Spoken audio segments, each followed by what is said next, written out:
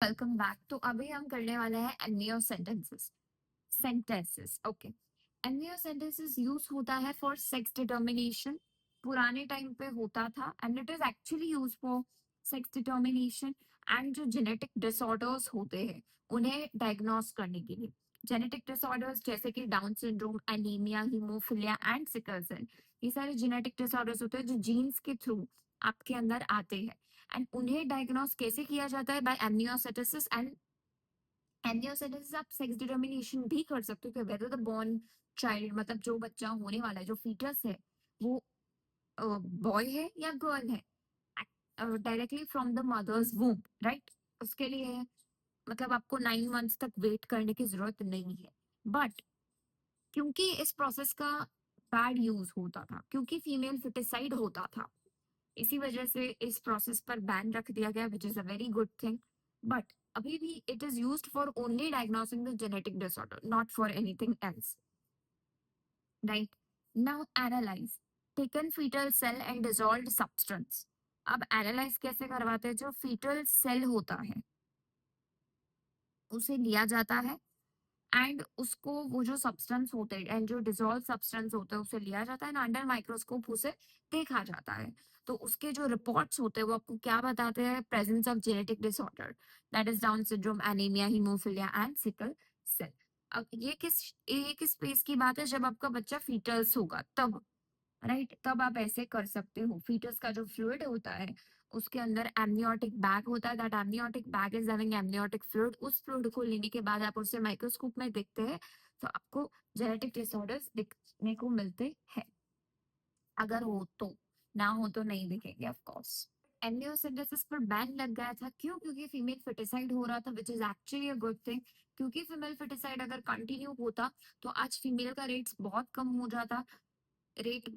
हो जाता and mail का रेट बढ़ जाता है। इसीलिए इस पे बैन रखा गया और बैन ही रहना चाहिए और बैन ही रहेगा। Okay, then result of awareness. इससे क्या, अवेयरनेस से क्या फर्क पड़ा? एमनियोसेंटेसिस में ये जो बैन रखा गया उससे फर्क क्या हुआ? तो आईएमआर एंड एमएमआर रेट्स कम हो गए। IMR that is infant mortality rate and MMR that is maternal mortality rate. Mortality का मतलब होता है डेथ, तो मतलब बच्चे जो जन्म रहे थे, इन्फेंट्स, उनका मरना भी कम हो गया एंड जो मदर मरती थी उनका भी कम हो गया, right. increased numbers of couples with small families, right. इस जो फैमिली प्लानिंग प्रोग्राम ये जो लॉन्च किया गया उसकी वजह से जो कपल्स है वो स्मॉल फैमिलीज में बिलीव करने लगे। दो लोग, you know, there are slogans like हम दो हमारे दो, उन्हें फॉलो करने लगे लोग।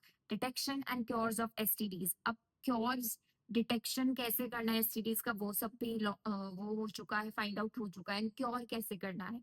Since there are some incurable disease like AIDS and HIV, but there are mostly जो ट्रीट हो जाता है, बट एचआईवी है, देन हेपेटाइटिस भी है, वैसे कुछ जो है वो नहीं होते हैं cure, right. Increase medical facilities बढ़ गई है।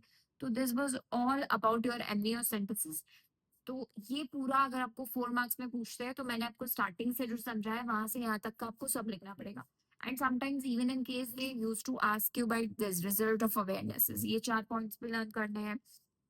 मतलब ये ऑल ओवर ये पूरा टॉपिक बहुत इंपॉर्टेंट था जो भी हमने किया। अब next topic is population stabilization and birth control, जहाँ से एमसीक्यूज बहुत सारे आते हैं, तो हम वो डिस्कस करते हैं। Now world population stabilization and birth control. अब आप लोगों को लग रहा होगा यार एसएसटी में हम डेट्स वो सब याद करते थे 10th स्टैंडर्ड में, तो अब नहीं करना पड़ेगा, but that is not like that. अभी आपको कुछ कुछ डेट्स याद करनी पड़ेगी। मोस्टली बहुत कम एमसीक्यूज आते हैं, बट यार देखो आ सकते हैं, कुछ कह नहीं सकते। ठीक है, वर्ल्ड की पॉपुलेशन 2 बिलियन थी, that is around 2000 million in 1900। 6 billion यानी कि थ्राइस हो गई ऑफ 2 बिलियन, ऑफ 1900 की थ्राइस हो गई थी बाय 2000, दैट इज 6 बिलियन हो चुकी थी। And then 7.2 billion in 2011। ओके, और इंडिया की पॉपुलेशन कितनी थी in 1947? I am talking about 1947। 350 million times of our independence. मतलब हमारे इंडिपेंडेंस के टाइम इतनी थी, वर्ल्ड की इतनी थी, बट उसमें से इंडिया की इतनी थी, इतनी ज्यादा थी, राइट। बिलियन मार्क 2000 पे एंड 1.2 बिलियन वाज अराउंड 2011। तो मोस्टली यहाँ से एमसीक्यूज नहीं आता है कि ये आता है, एंड समटाइम्स इन केसेस ये कभी कभार समटाइम्स आ जाता है। So you should know about this कि इतनी इतनी होती थी। आप ये नहीं याद रखोगे फिर भी चलेगा, पर ये जरूर याद रखना। ओके, अब रीजंस देखते हैं कि ऐसा क्यों हुआ। Now what are the reasons, इतनी सारी पॉपुलेशन बढ़ कैसे गई अराउंड 1947, वो तो तब थी, तो अब तो कितनी बढ़ गई होगी, तो इतनी सारी बढ़ी कैसे।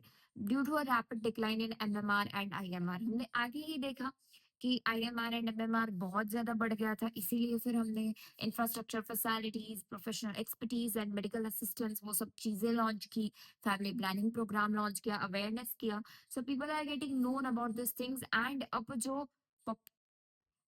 अब जो ये रैपिड डिक्लाइन, इसी वजह से सारी चीजें बदल गई, सब चीज सुधर गई।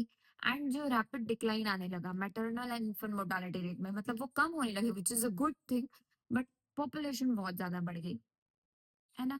बट अब आईएमआर एंड एमएमआर किसी तरीके से कम हुए थे, which is a very good thing. फिर क्या हुआ, increase in numbers of people in reproducible age, जो रिप्रोड्यूसिबल एज ग्रुप्स थे वो वाले पीपल बढ़ गए, मतलब पीपल मोस्ट 24 टू जो 30 एज तक के पीपल होते हैं वो एक्चुअली बढ़ गए, which is reproducible age group, right, वो बहुत ज्यादा बढ़ गया, टीनेज पीपल स्टार्टेड इंक्रीजिंग। तो दो चीजें आपको याद रखनी है रीजंस कि आईएमआर एंड एमएमआर घट गया, इसीलिए पॉपुलेशन रेट बढ़ गया। क्या क्या आप लोग सिंपल याद रख लो, ये याद नहीं रहता, आप इतना याद रख सकते हो, आईएमआर एंड एमएमआर रेट क्या हो गया, कम हो गया, ड्यू टू विच पॉपुलेशन जो है वो बढ़ गई।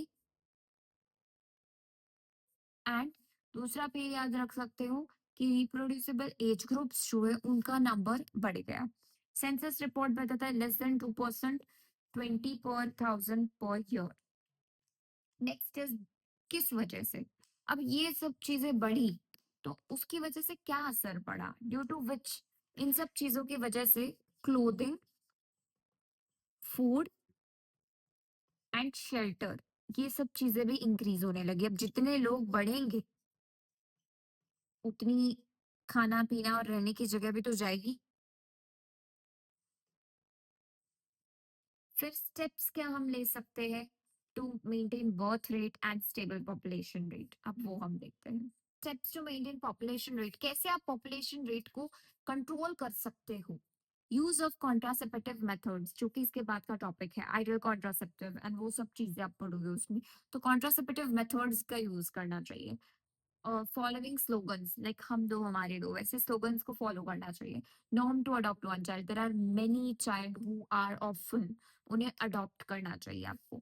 एंड मैरिज करने चाहिए in the marriageable age group, that is girls के लिए 18 इयर्स एंड बॉयज के लिए 21 years. This is very important MCQ, and this whole 4 markers के लिए भी बहुत इंपॉर्टेंट है। वैसे तो population stabilization and birth control पे क्वेश्चंस आते नहीं है, एमसीक्यूज आते हैं, एंड ऐसे कुछ छोटे छोटे क्वेश्चंस आ जाते हैं 2-2 मार्क्स के, बट स्टिल कभी कभार 4 मार्क्स का आ जाता है। बट ये एमसीक्यू बहुत इंपॉर्टेंट है कि गर्ल्स के लिए 18 इयर्स एंड बॉयज के लिए 21 इयर्स है, एंड ये 4 स्टेप्स आपको याद रखने हैं, ठीक है। ये 4 स्टेप्स आपको याद रखने हैं, अभी अभी मैंने समझाया, so thank you so much. Next topic में हम कवर करेंगे कॉन्ट्रासेप्टिव मेथड्स।